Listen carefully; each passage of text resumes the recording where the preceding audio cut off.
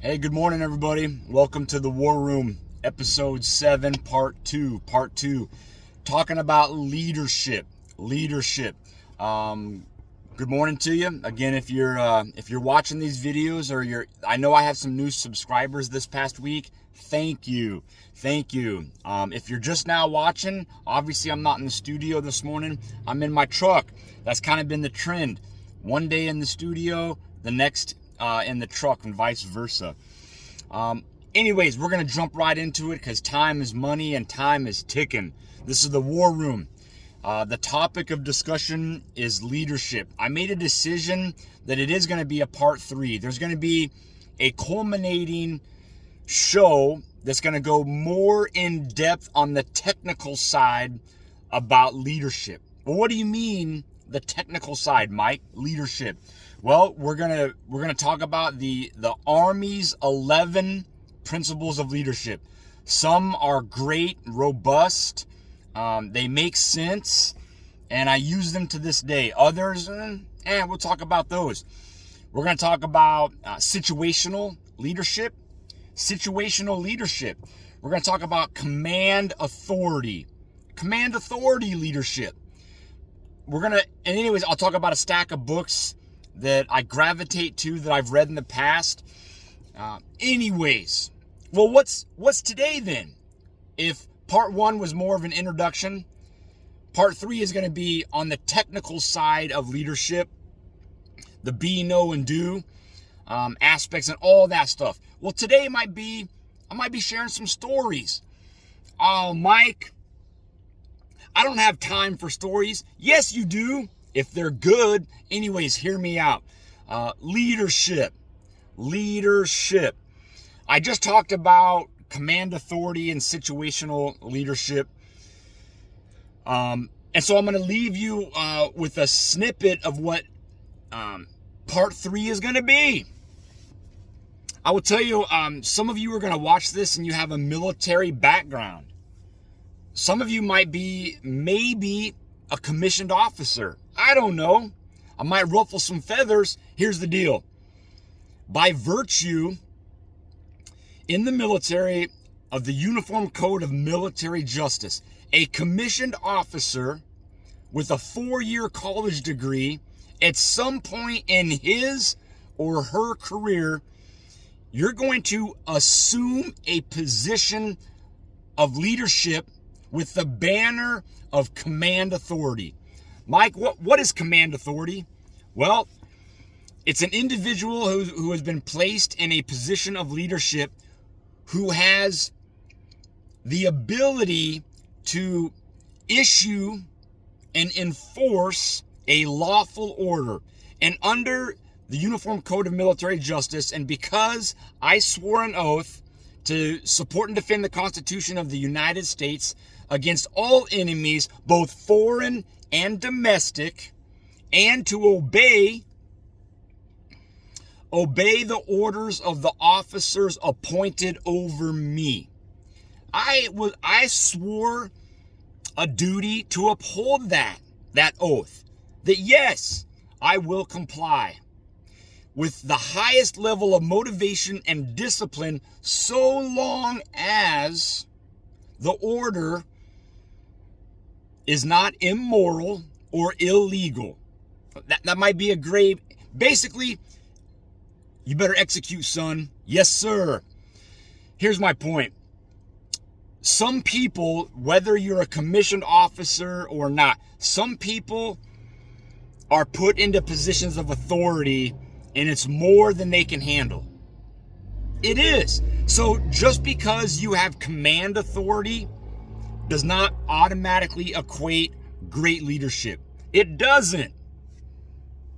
I'm just being real. Anyways, what are we going to talk about today? You know, it's interesting because last night I was reminded. Okay, so I went to a Bible study last night. Man, you kind of throw that stuff in all the time. It's a part of me. It's a part of my life. All right.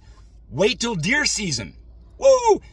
There might be some topics on life lessons out in a deer stand.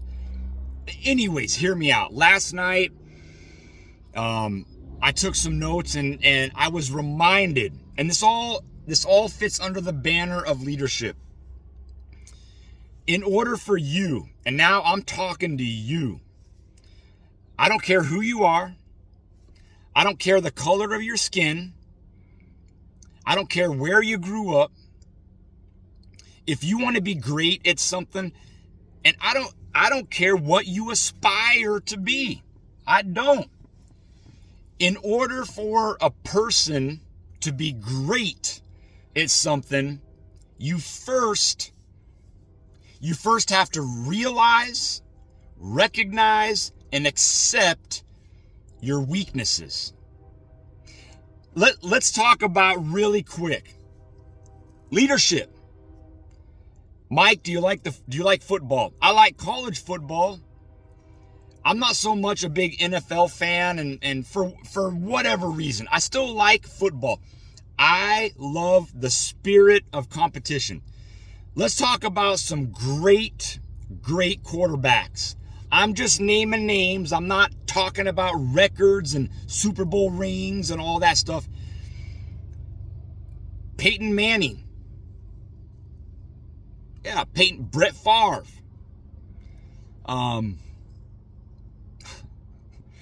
Brady. It slipped my mind for a minute. And there's a whole host of others. Those are just three. Maybe John Elway. I don't know. Here's my point. If you don't think that those successful quarterbacks didn't take a step back in their career and said, you know what? If I want to be great, if I want to lead men on the field of battle, football, it's a battle, and I want to achieve the highest levels of professionalism, I better realize and recognize, number one, my weaknesses.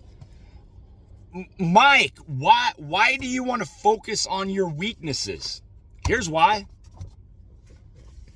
If you want to grow and learn and become the best leader that you possibly can, you need to know your baseline weaknesses. You need to understand that some of those weaknesses, they will always be there. And sometimes they dissipate and you're like, hey, victory, I won it. And then when you're not looking or you're not paying attention, boom, that weakness creeps up and it finds a way. It finds a way. Here's my point. I was inspired last night. And I was reminded that in order for you to be great, you first have to realize and recognize your weakness. And then here's another thing. Not all are called to be in a position of leadership, to be in a position of authority. It's true. If you're an individual and you're watching this and you're like, whoa, Mike, I don't want to be a leader. I want to be me. I want to do my thing and go home and call it good. Nothing wrong with that. But if you do aspire to be a leader, or you're put into a position of leadership by default, hey man, you got seniority, therefore you're the leader, bro. It's tough. It's tough. So here's where now I'll peel the onion back. And this is going to be not a very long video, but I'm going to share with you, because I just talked about it, some of my weaknesses of being a leader. So I will tell you, here is a bad example of leadership. In my military career, there was a small time where I was leading a platoon of about 33 soldiers, 33 men.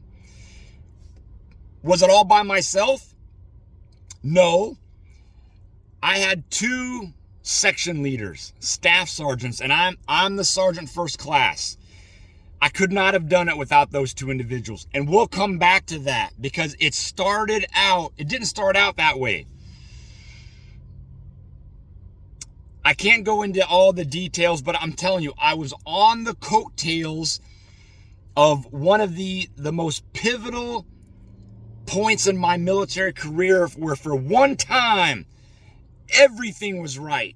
Man, I was on a winning streak for almost 3 years. I single-handedly, now I say that word loosely, it wasn't just me, but it started off single-handedly. I built a sniper section that was phenomenal.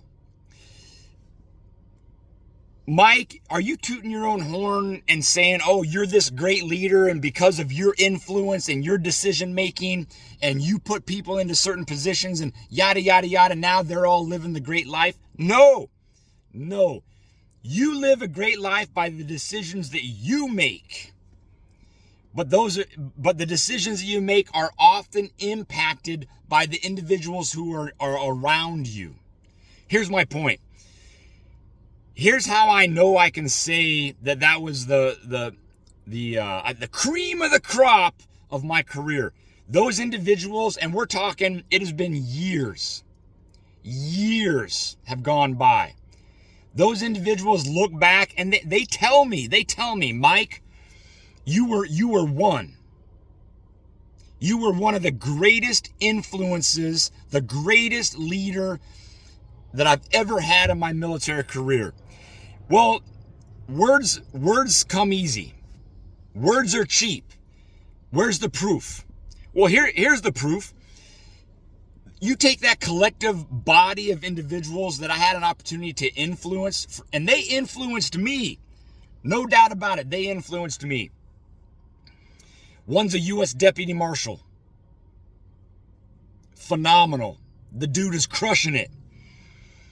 One is on the Dallas PD. All right, probably on, if not their SWAT team. He's sniper qualified. All right, comes from the Ranger Battalion. Has a lot of experience. One is a Texas State Highway Patrol officer. One is a college-educated individual with a bachelor's degree from Kansas State University, who probably would have never gotten that the way that it happened if it wasn't for me. Because, and now I got to tell that story. He comes to me and he's like, hey, I have finals these next 2 weeks and I'm kind of stressing out about it. And some of these finals are during the duty day. And I looked at this individual and I'm thinking in my head, I'm like, you know what? I could say no. It's during the duty day. And your personal pursuits, nothing wrong with that, but that's on your time. After the duty day, on the weekend, you take leave. Because the military is not going to let you just go do whatever, willy-nilly, do whatever you want. But I put myself in his boots. I assessed the situation. And I said, what are you asking of me? He goes, well, there's going to be a period of about 4 days where if we could work out something, and I mean, I'll come in early, whatever, if I could just get off. And I go, time out. You're going to graduate from Kansas State University with a bachelor's degree, and you're asking me when we're not busy if you can go handle your business? He goes, yes, I am. I said, you know what? Handle your business, but just call me. Here's the point. I know for a fact there are individuals in the military that would say, have you lost your mind? The answer is no. Get out of my face. True story. But that's not me. All right. And this dude is now a singer-songwriter out of Utah, has multiple CDs, travels. I mean, he's amazing. All right. And I would tell you, Mike, give me an example of some of his work. Well, I'll tell you what, he is an old soul in a new body and singing folk songs, and amazing, talented musician who can play multiple instruments. Here's my point to all of that, because now I'm rambling. Those individuals look back and attribute a small, tiny portion of their success today based on how I treated them as an individual, a human, a man, and a soldier during their short careers in the United States Army. That's what leadership is and does. All right, getting back on track. I'm coming off the coattails of that success. And because I got promoted, and I get put in a position to be the PSD platoon sergeant. I didn't have an officer. It's just me. And PSD is a personal security detachment. There might be a few other acronyms that it stands for. Your personal security. We went through a PSD extended course, both in Kuwait, and some of them went stateside.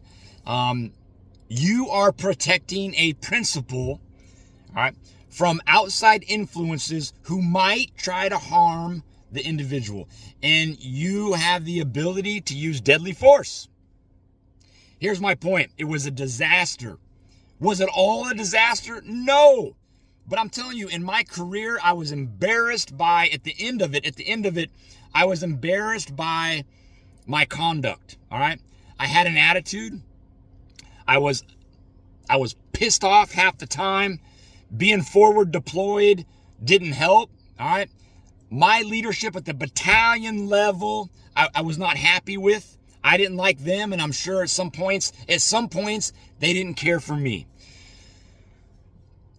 I look back and I put it all on my shoulders. I failed. And in a lot of ways I did, because I yelled. I spent almost a year pissed off, yelling, because every day we left the wire, and you want to compound all of that crap into a small box, and every day you leave, is this my day that I'm going to get hit by a roadside IED? I'm going to get hit by a handheld, can't remember the nomenclature, an EFP, all right?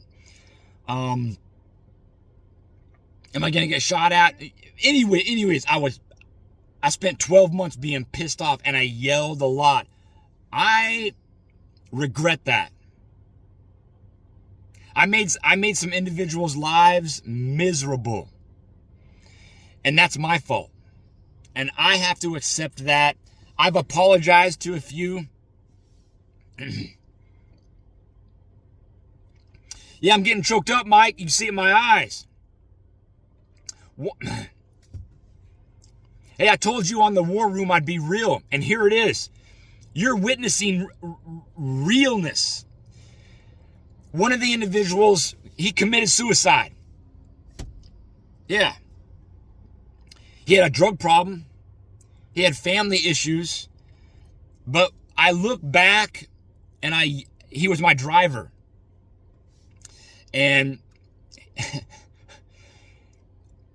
I yelled at him a lot, and some of it he deserved. He wasn't the brightest. Here's my point. I am thankful that when I came back off of that deployment, I tracked him down through Facebook, and I sincerely apologized to that individual. But life is life. Life is life. Get back on track. I blame the command leadership. You know why, Mike?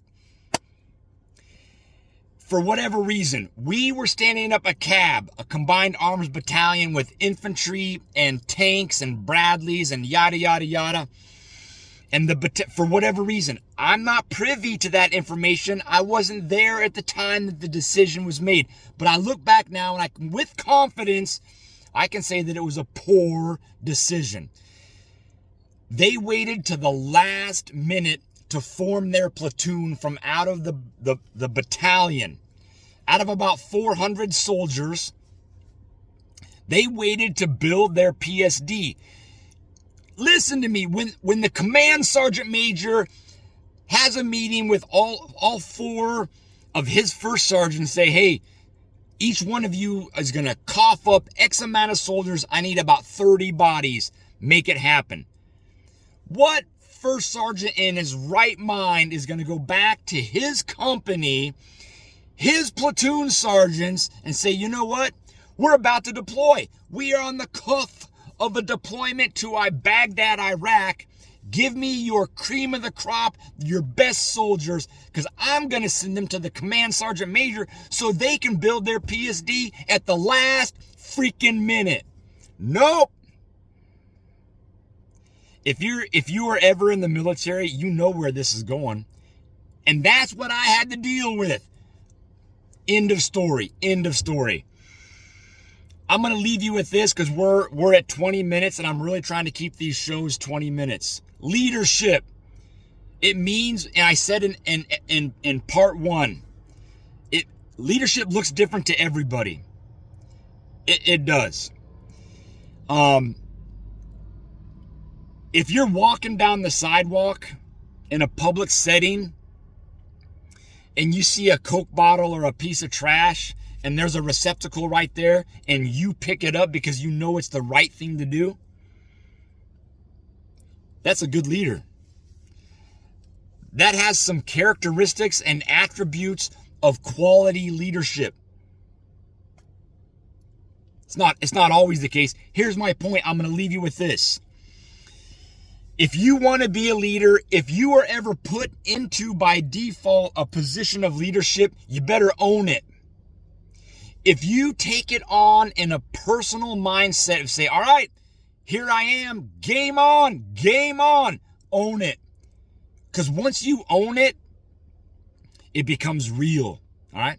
If you discard it and you dodge it and you say, oh, woe is me, I don't want to take on this responsibility, and you don't own it, woo, you're going to struggle. Boom, bam, you're going to struggle. Own it. Listen, leadership, this was part 2.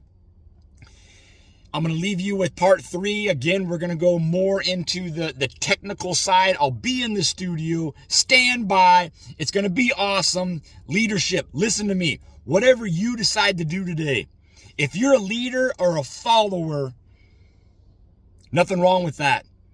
Nothing wrong with being a follower. Woo! Make it great. Whatever you decide to do today, make it great. Hey, check it out. This has been the War Room episode 7, part 2, leadership. Woo!